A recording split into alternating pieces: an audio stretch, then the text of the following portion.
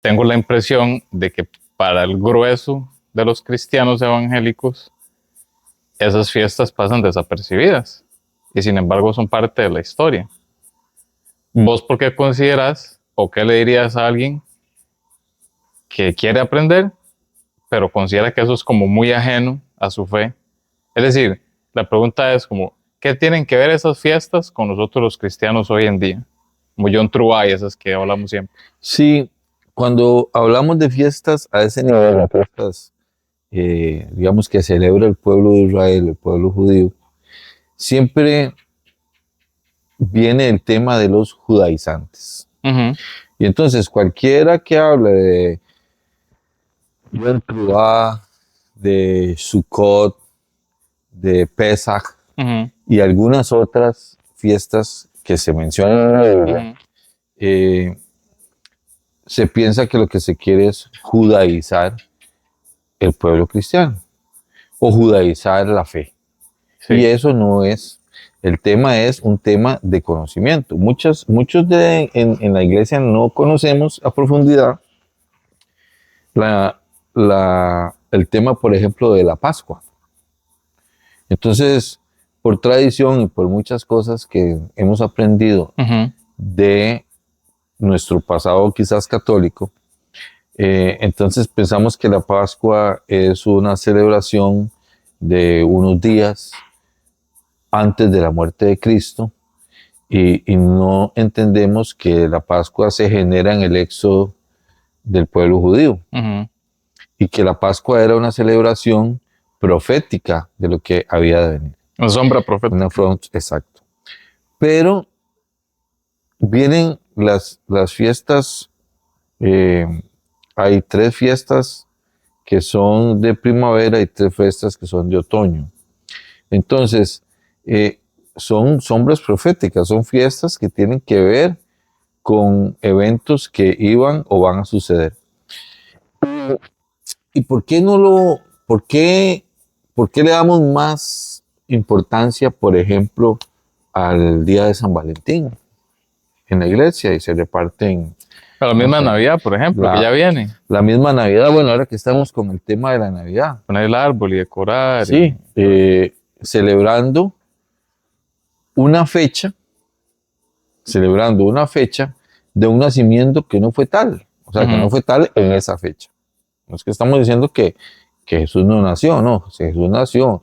¿Cuándo fue que Jesús nació? No es algo que yo quiera inventar o que, no, eso es algo que cualquier persona se mete a Google y pone cuándo fue la fecha aproximada en que Jesús nació y le van a decir que fue entre septiembre y octubre y coincide con la fiesta de Sukkot del pueblo de Israel, ¿verdad? Entonces, ¿y por qué la celebramos el 25 de diciembre? Entonces, sí le damos más relevancia a eso y quizás la pregunta hasta jocosa que a veces se hace, bueno, ¿y qué me sirve a mí eso para mi salvación? Sí. ¿Verdad? O sea, ¿por qué me sirve conocer esas cosas? A mí qué me importa, en pocas palabras. Sí, para mi salvación. Si la verdad que es algo que todo el mundo lo hace, nadie lo cuestiona, entonces... Y no tiene nada malo, entre comillas. Sí, y no tiene nada malo. La verdad es que es un tiempo de reunión, de celebración, de que estamos todos felices, de que repartimos regalitos y que usted pone un montón de cosas y al final dice, bueno, y también es que es el nacimiento del niñito Jesús. Entonces, pues, el tema de las fiestas no es un tema que hay que celebrar, sino es un tema que hay que recordar, que hay que meditar, como todo en la palabra, tenemos que meditarlo, tenemos que pensarlo, tenemos que hacerlo nuestro. Pero hay muchos temas con relación a eso, empezando porque supuestamente ya las promesas no son para aquel Israel, porque hay un nuevo Israel que es el nuevo pueblo redimido, porque aquellos lo mataron. Pero todos los apóstoles eran judíos. Los seguidores de Jesús eran judíos. Jesús era judío también. Jesús era judío. Entonces, no es un tema de que ya todas las promesas no están en ellos y solo en nosotros. Eso no es así. Pero eso se da por una falta de conocimiento, una falta de un discipulado correcto. Yo pienso que a veces en la iglesia el discipulado que hacemos no va tan orientado a darnos herramientas para poder dar razón de nuestra fe de una forma correcta, sino que se van un poco más en las partes emocionales, en las partes de los resultados de la fe, de venga a Cristo y todo está bien, ¿verdad? Y Jesús mismo dijo que Él venía para crear división, que el padre contra el hijo, la madre y todo eso, y que íbamos a ser vituperados, que íbamos a ser rechazados. Pero ese no es el evangelio que se predica. El evangelio que se predica es venga Cristo y usted es una nueva criatura y todo va a estar bien. Entonces, basado en ese tipo de contexto, pues entonces uno dice, ¿qué estamos enseñando? ¿Cuál es la liturgia realmente que se está practicando en la iglesia? Y si realmente el tema de las fiestas es tan malo que no lo podemos hablar en la iglesia. Empezando por la palabra, ¿verdad? Sí. Que es como, ya vos decís el nombre o una palabra así extraña en hebreo, Sí. y más de uno tuerce los ojos. Claro.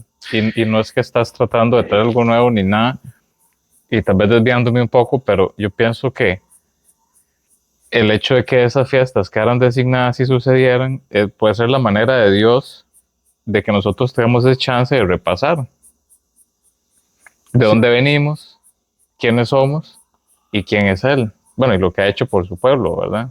Es un recordatorio constante, anual y formal de los pactos que Él cumplió. Y como dijiste antes, las cosas que faltan por cumplirse todavía, porque todavía faltan.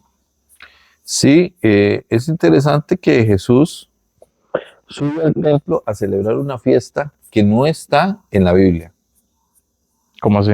Es una fiesta que él sube a celebrar, que era la fiesta de los macabeos, que se conoce como el Hanukkah.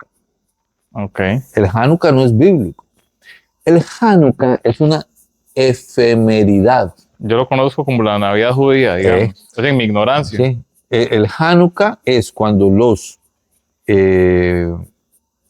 macabeos.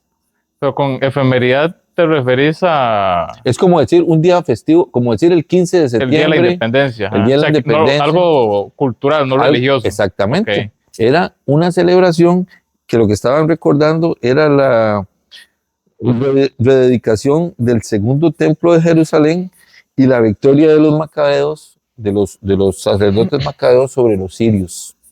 Entonces, pero sí tenía algo religioso. Sí, solo que no era, obviamente, pero lo que estaban celebrando era la victoria.